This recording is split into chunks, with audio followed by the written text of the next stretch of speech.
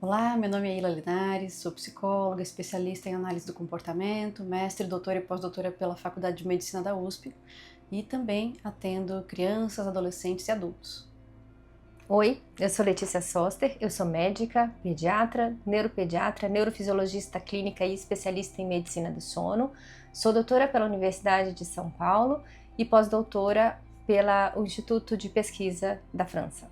Bom, a gente vai falar um pouquinho então sobre pesquisa hoje, né? A ideia é aproveitar esse bate-bola para, de alguma maneira, situar vocês um pouquinho sobre o que a gente está fazendo de pesquisa, né? Exatamente. Vou começar te perguntando, Letícia, que pesquisa você está participando nesse momento? Várias. Primeiro, talvez em grupos neurológicos muito específicos, como a doença de Prader-Willi. Também em pacientes que usam ventilação noturna, uso do CPAP. Em pacientes com altas habilidades cognitivas, em pacientes com síndrome de Down. E também, e nunca saindo dessa área, em sono infantil. E me conta sobre alguma delas. Talvez a mais fácil de falar seja a pesquisa em pacientes com condições especiais, como doença de Prader-Willi, porque é uma doença que tem muitas interfaces que tocam no sono, então ela tem hipersonia, tem apneia obstrutiva do sono, tem o desenvolvimento de hiperfagia e obesidade ao longo da doença que vai também trazendo consequências do sono e a sonolência excessiva é extremamente importante. Então, e há pouquíssimo dado sobre isso. Nós temos um ambulatório muito rico de crianças com essa condição então a gente tem um ambiente muito adequado, mais o nosso conhecimento técnico e a existência de um laboratório especializado que ajuda a gente a entrar nessa seara. Mas eu acho que talvez essa seja uma condição clínica que se aplique, cujos resultados da pesquisa se apliquem a outras condições especiais de saúde também. Entendi, mas me conta um pouquinho mais dessa pesquisa, qual que é o objetivo dela? Da primeira delas, o objetivo principal é correlacionar o subtipo genético, porque a doença de Prader-Willi ela é determinada por 3 subtipos genéticos diferentes. Então, dentro desses subtipos genéticos, que aí é a deleção, a dissomia materna e o imprinting, que são os principais mecanismos genéticos, eles são colocados todos no mesmo balaio, considerados da mesma forma. Mas na prática a gente vê que o desfecho clínico, seja para mais hipersonias, para mais apneia obstrutiva do sono, ele é um pouquinho diferente entre uma e outra. Então a pesquisa tenta exatamente isso, trazer um fenótipo, ou seja, uma manifestação clínica, para aquilo que a gente tem como genótipo. Então é essa diferenciação e essa associação entre os genes, essas variáveis. E aí são variáveis respiratórias na polissonografia, índice de apneia, a dessaturação de oxigênio, aí o quanto em níveis de dessaturação de oxigênio e padrões de sonolência excessiva também. Tá, então sempre com esse atravessamento do sono, né? Sempre o que de genético nos ajuda a diferenciar e enxergar o perfil do sono. Porque uma coisa muito importante é que as manifestações do sono, elas não são semelhantes em todo mundo. Mas será que isso é geneticamente determinado? Será que o determinismo genético faz diferença? Então, é aqui que anda a nossa pesquisa, esse braço da pesquisa. Entendi. E tem mais algum outro braço voltado para Prader-Willi? Tem o braço que se relaciona mais ao perfil puramente respiratório. Essa diferença puramente respiratória. É um pouco mais detalhado em nível de dessaturação e tem também o braço para hipersonia que está começando agora. Tá. E quando a gente fala então de neurodesenvolvimento infantil e de crianças com alguma condição específica, você falou então do Prader, mas você também mencionou altas habilidades, né? Eu sei que altas habilidades não é um diagnóstico propriamente dito, mas conta um pouquinho, que pesquisa que o que vocês estão enxergando nessa população que faz com que seja interessante delimitar um escopo de pesquisa? Eu acho que o mais interessante para começar é entender que a alta habilidade é muito mais amplo do que a gente imagina. Não é um QI elevado e não é uma criança que vai bem na escola. É muito mais do que isso, é muito mais amplo. Existem várias teorias para explicar a alta habilidade, só que você precisa ter habilidades em esferas diferentes. E muitas vezes essa esfera que tem uma habilidade maior, tem uma outra esfera com uma habilidade menor. E às vezes aquela menor habilidade chama mais atenção. Então, atualmente a gente está fazendo esse mapa dessa parte, para estudar o perfil do sono. Por quê? Porque eles têm associados muitas questões emocionais, como você bem sabe. Então, essas questões emocionais relacionadas à alta habilidade, elas acabam fazendo possivelmente um fenótipo de sono diferente. Alguns fenótipos de sono diferente. Então, o funcionamento da atividade elétrica cerebral é diferente. Então, eles têm ativações eletrocorticais que a gente consegue medir pela microestrutura do sono. E exatamente é isso que a gente está nesse estudo. Então, esse estudo, ele está mais numa fase mais exploratória, explorando isso daí, mas é exatamente nesse campo. Não sabemos o quanto é da parte da alta habilidade em si, do funcionamento cerebral, o quanto é das emoções que são colocadas por conta desse funcionamento cerebral, mas o que a gente está mapeando há efeitos diferentes no sono, na microestrutura do sono. Então, a gente está correlacionando muitas variáveis nessas 3 frentes para fazer essa associação. Você mesma diz que o sono é um comportamento das 24 horas, né? Eu te parafraseio bastante nessa frase. E aí eu acho que dentro da nossa prática clínica, eu vejo cada vez mais crianças com diferentes condições trazendo algum tipo de queixa e entendo então que essas pesquisas todas, de alguma maneira, têm como objetivo não só olhar para essa população específica, mas entender também as nuances, as especificidades, enfim, a complexidade que é o sono infantil. É isso mesmo? É exatamente por aí. Eu acho que o meu viés é muito mais tentar a explicação das manifestações clínicas através da fisiologia do sono. Então, através desses modelos, das condições clínicas diferentes, seja a doença de Prader-Willi, seja a alta habilidade, sejam crianças com alterações no desenvolvimento, ou então distúrbios de aprendizagem, TDAH, ou transtorno do espectro autista, fazer com que essas condições consigam ser mapeadas com relação ao sono sob a ótica da fisiologia do sono. Então essa é a linha que carrega todas as pesquisas que eu faço. Então tentar utilizar essas condições como forma de explicar, porque através da explicação a gente acha intervenção. Tá. Então eu não consigo intervir o que eu não sei que está acontecendo. Então é exatamente lá na frente, mas as pesquisas estão aqui e o mundo inteiro está nesse ponto, na verdade. A gente até faz pesquisa mais à frente do que o restante do mundo faz, quando a gente fala, por exemplo, de microestrutura do sono. São poucos locais que fazem essa avaliação tão detalhada da fisiologia cerebral do sono. Então, eu acho que o que carrega tudo é tentar explicar através da fisiologia. Entendi.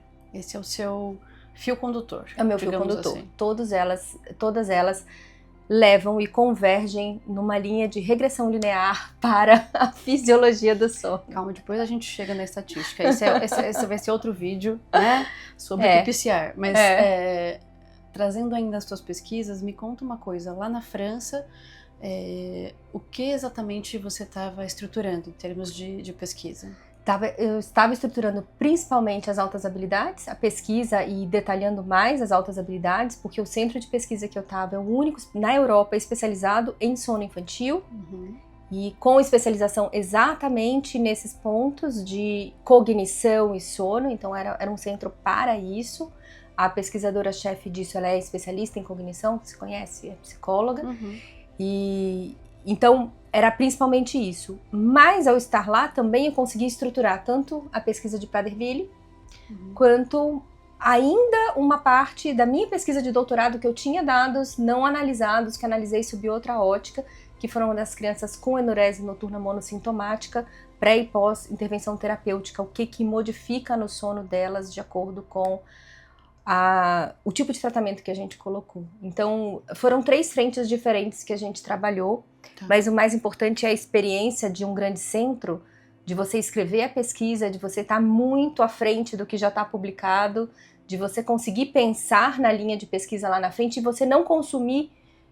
Não é você ir para um congresso e assistir uma aula que está acontecendo, não. É você ser o produtor do conhecimento e você apresentar.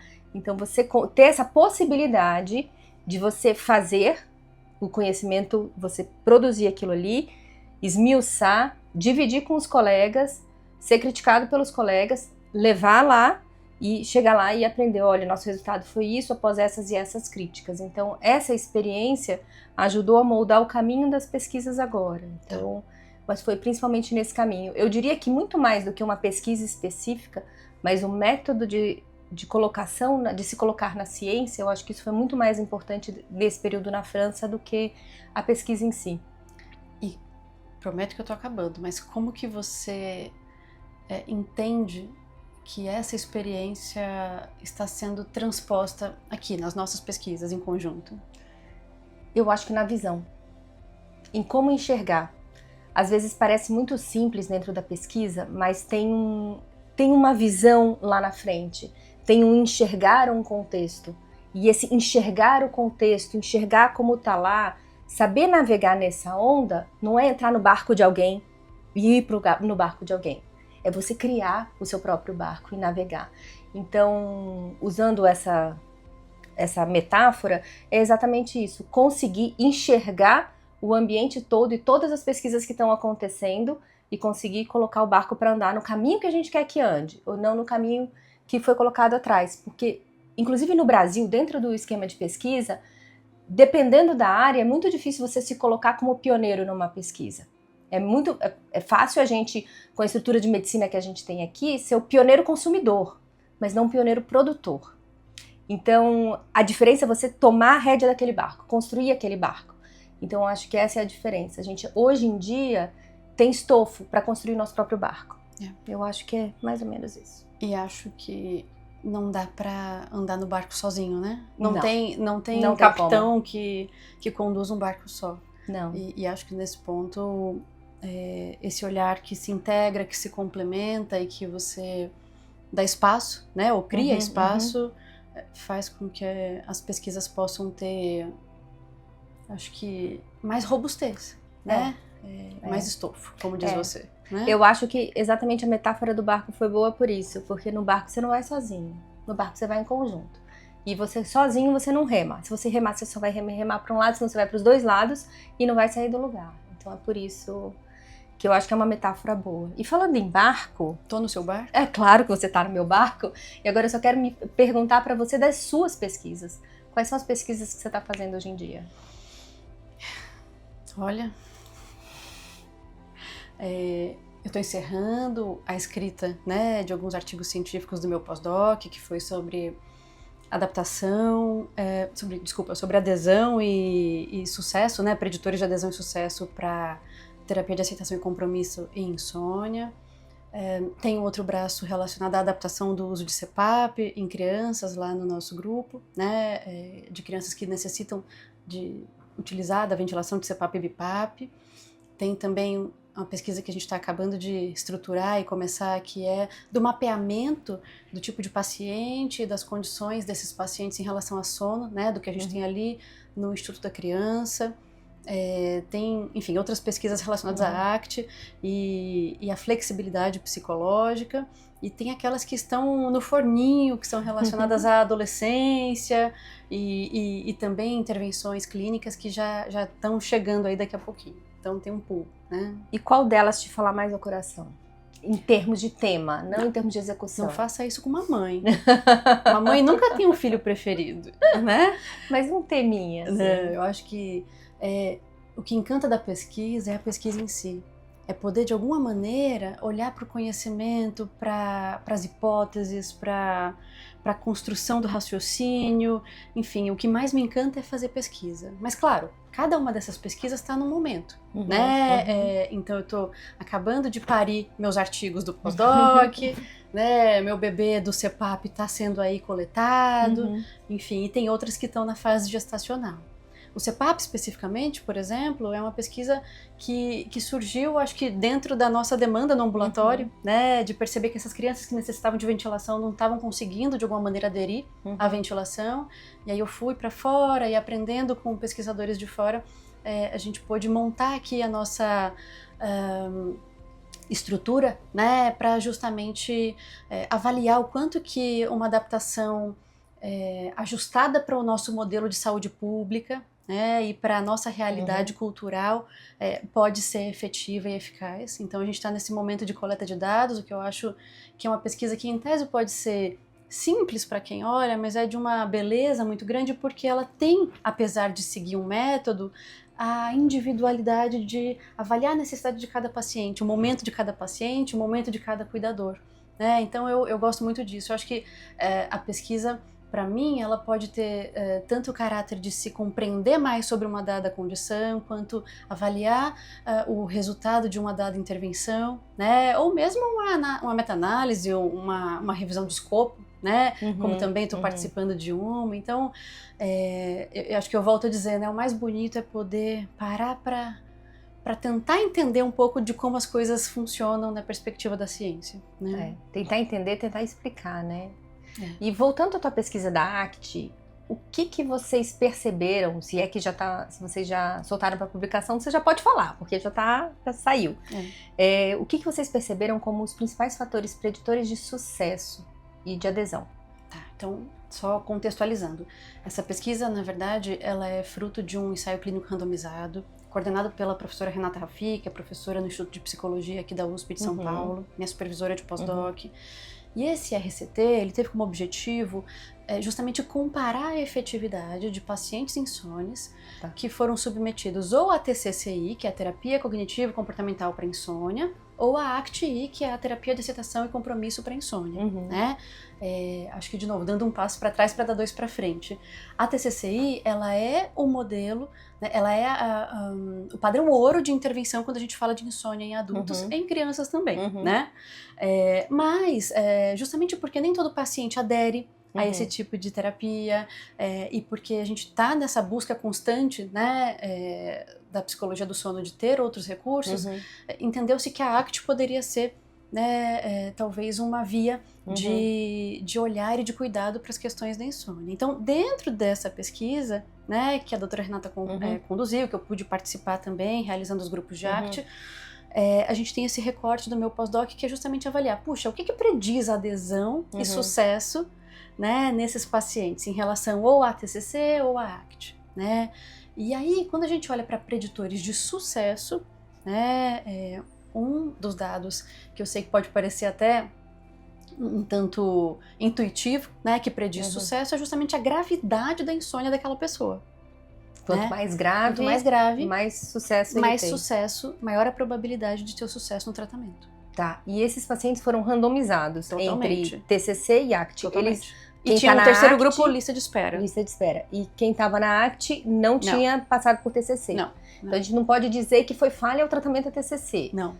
Então só que a ACT foi bem sucedida, mais bem sucedida com esses pacientes. Não, veja, quando eu falo de preditor de sucesso, eu tô falando independente do grupo. Independente de ACT ou TCC. Tá. Né? Então, quanto mais grave, maior a probabilidade de sucesso. Tá bom. Quando eu olho para cada grupo, especificamente, né, aí a gente olha para alguns detalhes, né, relacionados a cada um deles.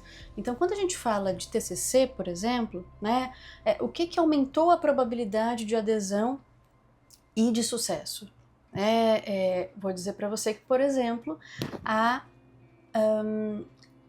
rigidez, né, as crenças que essa pessoa tinha. Então, quanto mais crenças, quanto mais autorregras relacionadas ao sono, menor a probabilidade de sucesso. Da TCC. Ou na ACT, quanto maior a flexibilidade psicológica, né, que é um conceito da ACT, maior a probabilidade de sucesso. Tá. Né? Então, quanto mais rígido esse paciente, mais difícil dele ter sucesso. Tá. Né? Quanto mais regras, crenças e tudo mais, pior a probabilidade de ter sucesso. Na TCC. Na TCC. Tá. Isso, mas então não na ACT? Não na ACT. A gente fez essa subdivisão da análise. Né? Mas em todos os pacientes, de maneira geral, quanto maior o IGI, que é o índice de gravidade de insônia, maior a probabilidade de sucesso. Mas isso é interessante, porque aí você pode escolher de acordo com mais ou menos com o perfil que você está vendo do paciente. É super aplicável o resultado, né? Exato. Acho que ainda do ponto de vista metodológico e de resultado, a gente não se sente totalmente confortável para dar esse salto de maneira tão... De recomendação. Exato. Mas é um primeiro passo para, dentro ainda das próximas pesquisas, a gente avaliar, né, justamente isso. Que paciente pode se beneficiar mais de que tipo de terapia? E é um pouco do que a gente vê na prática. Sim, né? com certeza. Porque a gente recebe um paciente que a gente fala, gente, se eu for trabalhar com ele aqui aspectos da ACT, é difícil para ele aderir, né? Enquanto que outros, né, podem se beneficiar. Então, é justamente esse o intuito lá na frente, né? Sim. Mas claro que pesquisa tem todas as suas etapas, claro. né? E vocês enxergam uma possibilidade de extrapolação para outras faixas etárias, como a adolescência? Então é esse o bebê que tá na barriga, né? Tá vendo? Né? Eu falei que eu ia ter outro filho, só não disse de que tipo, né? Então, um dos meus objetivos agora é justamente a avaliação, né, de alguns aspectos relacionados à flexibilidade psicológica em adolescentes. E com alguma questão de sono. É que a gente sabe que os adolescentes têm suas especificidades, né, em relação ao sono. Então, a gente está justamente nessa fase de estruturar melhor o que pode ser oferecido para essa população. Né? Eu acho que dentro do escopo adolescência, tem um espaço muito grande para pesquisa em sono, se a gente for parar para pensar. Eu acho que nas múltiplas esferas. Acho que não é nem né? só sono, né? Eu brinco que eles é. são, sabe o que? A xepa da feira. Eles Ninguém são quer esquecidos. comprar. Exatamente. Então, nem mais é aquela criança que os pais estavam em cima, nem é o adulto que toma conta de si e consegue decidir o que vai fazer e quando vai fazer. Né? E essa é a minha grande briga. O adolescente não é uma criança grande, nem um adulto pequeno. Ele tem suas especificidades em relação ao desenvolvimento, em relação ao aspecto psicológico, né?